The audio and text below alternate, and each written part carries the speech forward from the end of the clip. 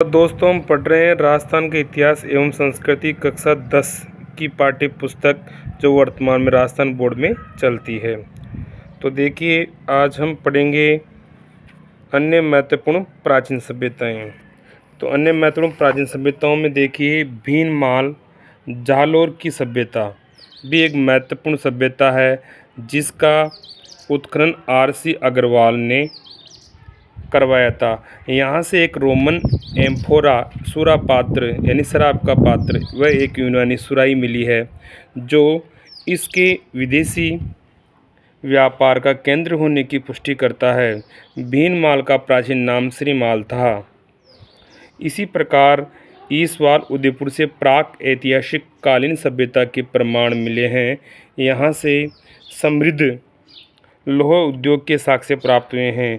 प्राचीन मत्स्य जनपद में स्थित बेराट जयपुर की बीजक पहाड़ी भीम की डूंगरी व महादेव जी की डोंगरी से हड़प्पा सभ्यता व मौर्य काल के अवशेष प्राप्त हुए हैं। दयाराम साहनी, नील रतन बनर्जी, कैलाश नाथ दीक्षित जैसे विद्वान इसके उत्खनन से जुड़े हुए थे। बेराट से एक गोल मंदिर व अशोक के स्तंभ के अवशेष प्राप्त हुए हैं। बेराट के समीप अशोक का भापरू अभिलेख प्राप्त हुआ है जो अशोक के बौद्ध धर्म का अनुयायी होने का सबसे पुख्ता प्रमाण माना जाता है। बालाथल उदयपुर में प्रोफेसर V.N. मिश्र के निर्देशन में हुए उत्खनन से एक ताम्र पाषाणकालीन सभ्यता प्रकाश में आई। इस सभ्यता का संपर्क हड़प्पा सभ्यता से होने का पुख्ता प्रमाण प्राप्त होता है। इन महत्वपूर्ण सभ्यताओं के अतिरिक्त हमें रंगमहल, हनुमानगढ़, ओजियाना, भीलवाड़ा, नगरी, चित्तौड़, बरौर, गंगानगर, तिलवाड़ा, बाड़मेर, जोधपुरा, जयपुर, सुनारी, झुंझुनू, नौहो, भरतपुर, नगर, टोंक आदि प्राचीन सभ्यताओं के अवशेष भी राजस्थान में प्राप्त हुए हैं। राजस्थान में आर्य संस्कृति का प्रसार, हड़प्पा सभ्यता के पतन 1800 ईस्वी पूर्व के आसपास के बाद भारतीय इतिहास में वैदिक सभ्यता का समय प्रारंभ होता है। इस सभ्यता के बारे में जानने का प्रमुख स्रोत 4 वेद हैं, ऋग्वेद, यजुर्वेद, सामवेद व अथर्ववेद है, इसलिए इसे वैदिक सभ्यता कहा गया है। राजस्थान में इस सभ्यता के अवशेष अनूपगढ़, तरखानवाला डेरा व चक 64 से मिले हैं। महाकाव्य काल में राजस्थान में आर्यों की अनेक बस्तियों के उल्लेख मिलते हैं। रामायण से ज्ञात होता है कि राम रावण युद्ध के समय जब दक्षिणी सागर ने अपने ऊपर सेतु बनवाना स्वीकार नहीं किया तो भगवान राम ने उसे भयभीत करने के लिए खींचा हुआ अपना अमोघ अस्त्र राजस्थान की ओर ही फेंका था, जिससे यहाँ समुद्र के स्थान पर मरुस्थल हो गया। यद्यपि आज वैज्ञानिक युग में इस कथा को स्वीकार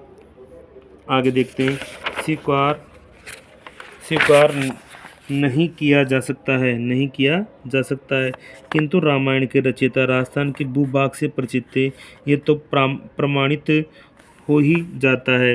महाभारत में भी राजस्थान के आर्यों का पर्याप्त उल्लेख हुआ है। महाभारत के अनुसार राजस्थान का जांगल देश बीकानेर कौरव पांडव राज्य के अधीन था और मत्स्य राज्य उनका मित्र या अधीनस्थ राज्य था। कहा जाता है कि पांडवों ने अपने अज्ञातवास का एक वर्ष भेष बदलकर मत्स्य देश के शासक विराट के दरबार में व्यतीत किया था। महाभारत युद्ध में विराट अपनी सेना सहित पांडवों की ओर से लड़ता हुआ मारा गया था। भारतीय इतिहास की भांति महाभारत के युद्ध के पश्चात से महात्मा बुद्ध के समय तक का राजस्थान का इतिहास भी अंधकारमय है, क्योंकि इस समय के बारे में जानने के पर्याप्त पुरातात्विक व लिखित साक्ष्य प्राप्त नहीं होते हैं। किंतु बुद्ध के समय से भारतीय इतिहास के ऐतिहासिक युग के आरंभ होने के साथ ही राजस्थान के इतिहास के संबंध में भी पहले की अपेक्षा कुछ अधिक स्पष्ट और प्रामाणिक जानकारी मिलने लगती है। बौद्ध ग्रंथों के आधार पर विद्वानों का मत है कि 6ठी शताब्दी ईस्वी पूर्व में भारतीय राजनीति के रंगमंच पर दो प्रवृत्तियां विशेष रूप से दिखाई देती है। प्रथम, जनपदों का उदय और द्वितीय, साम्राज्य विस्तार हेतु जनपदों के मध्य संघर्ष। राजस्थान के जनपद पढ़ते हैं हम। राजस्थान के जनपद आर्यों के प्रसार के अंतर्गत और उसके पश्चात भारत के अन्य भागों की भांति राजस्थान में भी अनेक जनपदों का उदय और विकास और पतन हुआ।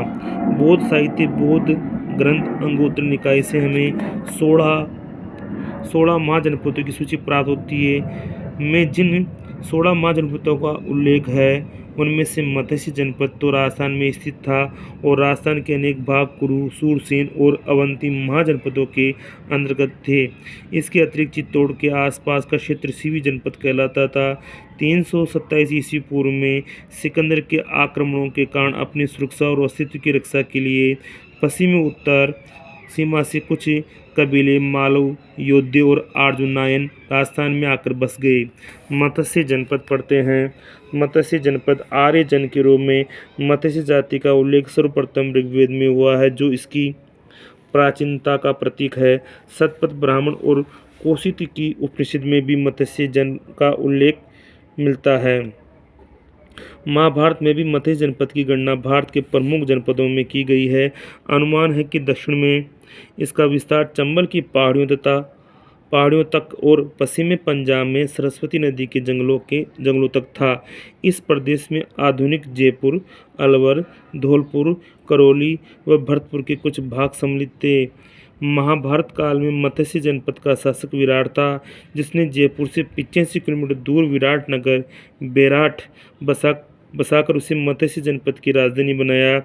विराट की पुत्री उत्तरा का विवाह अर्जुन के पुत्र अभिमन्यु के साथ हुआ था। इन्हीं का पुत्र परीक्षित कालांतर में पांडवों के राज्य का उत्तराधिकारी बना। महाभारत के पश्चात मत्स्य जनपद के इतिहास के संबंध में अधिक जानकारी नहीं मिलती, किंतु डॉक्टर गोपीनाथ शर्मा का मत है कि महाभारत के बाद कुरु और यादव जनपद निर्बल हो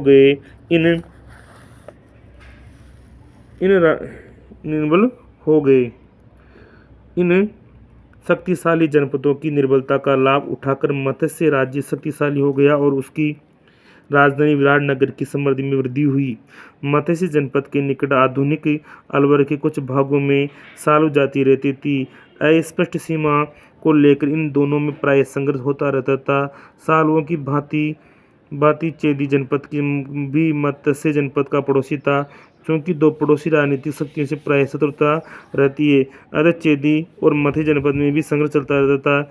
एक अवसर पर चेदी राज्य ने पूर्ण शक्ति के साथ मत्स्य राज्य पर आक्रमण कर मत्स्य जनपद को चेदी जनपद में मिला लिया। अनुमान है कि मत्स्य जनपद अधिक समय तक चेदी जनपद के अधीन नहीं रहा और कुछ समय बाद ही उसने अपनी स्वतंत्रता पुनः प्राप्त कर ली। कुछ समय बाद ही मत्स्य जनपद मगध की साम्राज्यवादी नीति का शिकार हो गया। मगध के सम्राटों ने भारत के अन्य जनपदों की भांति मत्स्य जनपद को भी जीतकर मगध साम्राज्य में शामिल कर लिया। मौर्यों के शासनकाल में मत्स्य जनपद में मौर्य साम्राज्य के अंतर्गत था। मत्स्य जनपद की राजधानी विराटनगर बेराट से प्राप्त अशोक का शिलालेख और अन्य मौर्ययुगीन अवशेष इस तथ्य की पुष्टि करते हैं। अब आगे बढ़ते हैं। राजपूतों की उत्पत्ति। हर्षवर्धन की मृत्यु 647 ईस्वी के बाद भारत की राजनीति एकता जो गुप्तों के समय स्थापित हुई थी पुनः समाप्त होने लगी। उत्तर भारत में अनेक छोटे छोटे राज्यों की स्थापना हुई। ये राज्य आपस में संघर्षरत थे। इन संघर्षों के परिणाम स्वरूप जो नए राजवंश उभरे वे राजपूत राजवंश कहलाते हैं। इन नए राजवंशों का महत्व इसी तथ्य से पुष्ट होता है कि भारत का पूर्व मध्यकालीन इतिहास इन राजपूत राजवंशों का इतिहास ही है, इसलिए इस काल को राजपूत काल कहा जाता है। प्रसिद्ध इतिहासकार स्मिथ ने लिखा है कि वे राजपूत हर्ष की मृत्यु के बाद से उत्तरी भारत पर मुसलमानों के आधिपत्य तक इतने प्रभावशाली हो गए थे कि 7वीं शताब्दी के मध्य से 12वीं शताब्दी की समाप्ति तक के समय को राजपूत युग कहा जा सकता है। राजपूत कौन थे? यह प्रश्न आज भी उलझा हुआ है। विद्वानों ने इस विषय में अनेक मत प्रतिपादित किए हैं, किंतु कोई भी मत ऐसा नहीं है जो पूरी तरह सर्वमान्य हो। डॉक्टर गौरी सिंह हीराचंद ओझा ने राजपूतों की उत्पत्ति के विषय में लिखा है कि राजपूत शब्द का प्रयोग नया नहीं है। प्राचीन काल के ग्रंथों में इसका व्यापक प्रयोग मिलता है। चाणक्य के अर्थशास्त्र, कालिदास के नाटकों में, बाणभट्ट के हर्षचरित तथा कादंबरी में इस शब्द का प्रयोग किया गया है। चीनी यात्री ह्वेन-सांग ने भी हर्षवर्धन के समय आया था। राजाओं को कहीं क्षत्रिय और कहीं राजपूत लिखा है। डॉक्टर ओझा द्वारा सुझाया गया है ये मत सर्वमान्य नहीं है। राजपूत शब्द का प्रयोग एक जाति के अर्थ में मुसलमानों के आगमन से पूर्व प्राप्त नहीं हुआ है। यद्यपि शासक वर्ग यानी क्षत्रियों के लिए राजपुत्र शब्द का प्रयोग अवश्य किया जाता था। आगे की पंक्तियों में हम इस संबंध में महत्वपूर्ण विद्वानों के मतों का अध्ययन करेंगे।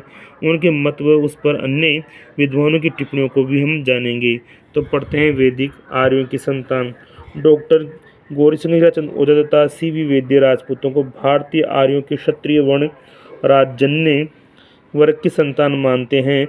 उनके कथनानुसार राजपूत प्राचीन क्षत्रियों की तरह अश्व तथा अस्त्र की पूजा करते हैं। प्राचीन आर्यों की भांति यज्ञ और बलि में भी उनका विश्वास रहा। उनके सुडौल शारीरिक गठन, लंबी नाक और लंबे सिर से भी ये प्रमाणित होता है कि वे आर्यों की संतान हैं। अग्निकुंड से उत्पन्न। चंद्रबरदाई अजमेर के शासक पृथ्वीराज तृतीय का दरबारी विद्वान ने अपने सुप्रसिद्ध ग्रंथ पृथ्वीराज रासों में राजपूतों की उत्पत्ति अग्निकुंड से बताई है। उसने लिखा है कि आबू पर्वत पर निवास करने वाले विश्वामित्र, गौतम, अगस्त्य तथा अन्य ऋषि धार्मिक अनुष्ठान करते थे। इन अनुष्ठानों को राक्षस मांस, हड्डी और मलमूत्र डालकर अपवित्र कर देते थे। वशिष्ठ मुनि ने इनसे निपटने हेतु यज्ञकुंड से 3 योद्धा उत्पन्न किए, जो परमार, चालुक्य और प्रत्यार कहलाए।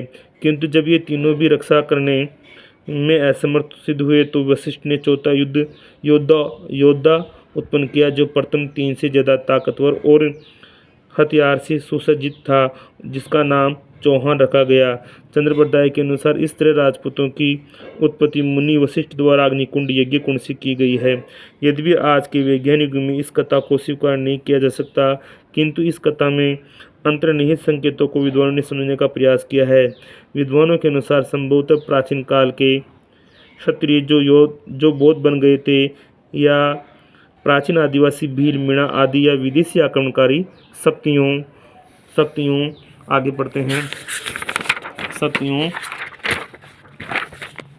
शक, हुण, युचि आदि की यज्ञ अग्नि द्वारा शुद्धि करके क्षत्रिय वर्ण में शामिल किया गया हो और ये कथा इसी घटना की साहित्यिक प्रस्तुति हो। इस प्रकार से हम यहाँ तक पढ़ चुके हैं। तो इससे पहले हमने बताया था कि आपको कि भी प्राचीन आदिवासी भील, मीणा आदि व विदेशी आक्रमणकारी शक्तियों शक, हुण, युचि आदि की यज्ञ अग्नि द्वारा शुद्धि करके क्षत्रिय वर्ण में शामिल किया गया हो और ये कथा इसी घटना की साहित्यिक प्रस्तुति हो। ब्राह्मणों की उत्पत्ति का सिद्धांत पढ़ते हैं। अब पढ़ते हैं ब्राह्मणों की उत्पत्ति का सिद्धांत। सर्वप्रथम डॉक्टर D.R. भंडारकर ने गुहिल राजपूतों की उत्पत्ति नागर ब्राह्मणों से बतलाई। राजपूतों के ब्राह्मणवंशी होने के साक्ष्य के रूप में डॉक्टर भंडारकर बिजोलिया शिलालेख का उल्लेख करते हैं, जिसमें वासुदेव चौहान के उत्तराधिकारी सामंत को वत्स गोत्रीय ब्राह्मण बताया गया है। इसके अतिरिक्त उनके अनुसार राजशेखर ब्राह्मण का विवाह अवंती सुंदरी के साथ होना चौहानों का ब्राह्मण वंशी उत्पत्ति का अकाट्य प्रमाण है। डॉक्टर गोपीनाथ शर्मा ने भी मेवाड़ की गुहिलों को नागर जाति के ब्राह्मण गुहेदत्त का वंशज बताया है। मेवाड़ के महाणा कुमार ने भी जयदेव के गीत गोविंद की टीका में ये स्वीकार किया कि गुहिलोत नागर ब्राह्मण गुहेदत्त की संतान है। किंतु कुछ अन्य इतिहासकार, खासकर डॉक्टर दशरथ शर्मा, इस मत को स्वीकार नहीं करते। उनके अनुसार कई बार राजपूत अपने पुरोहितों का गोत्र अपना लेते हैं, इस कारण ये भ्रम हो जाता है कि राजपूत ब्राह्मण थे। डॉक्टर दशरथ शर्मा इस मत का तर्क सहित खंडन करते हैं। अब हम कल पढ़ेंगे विदुषी की संतान। ठीक है, धन्यवाद।